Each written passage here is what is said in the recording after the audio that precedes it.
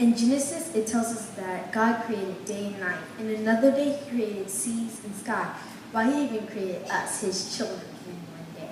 But the job's so huge, and there's so few of us.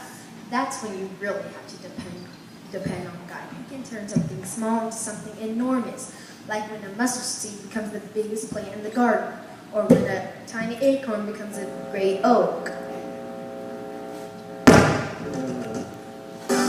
Are you kids ready to grow like that? Yeah! He's changing this acorn into a mighty oak. He's making me holy. He's teaching me to grow.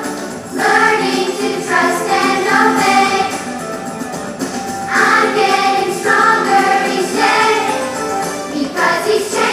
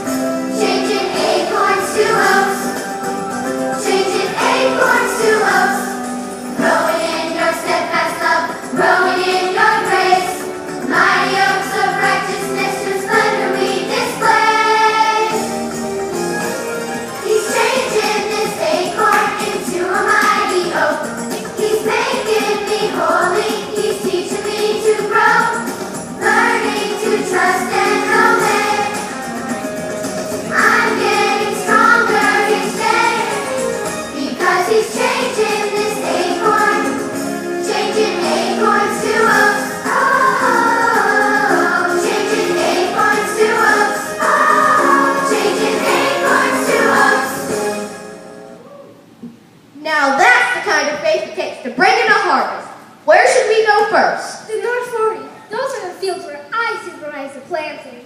All right, Meg, the North 40 it is. Mr. McDonald, bad news from the North 40. What bad news is she talking about, Meg? I don't know. That's Spud, my foreman. What's the bad news, Spud? The crops, Mr. McDonald, they withered and died. Even though we planted them several times, in fact, they just never took root.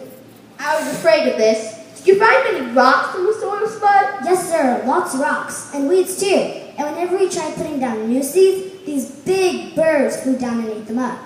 This is exactly what happens when you don't cultivate the soil. Cultivate? What's that? Cultivate means preparing the soil for planting, getting rid of anything that might get in the way of seeds trying to grow. Did you cultivate the soil, Meg? No, we plowed. Is there anything about cultivating? In fact, someone had a lot to say. His name was Jesus, and he knew more about sowing and reaping than any farmer who ever lived. He told his friends a story about it once. I think it's something you need to hear.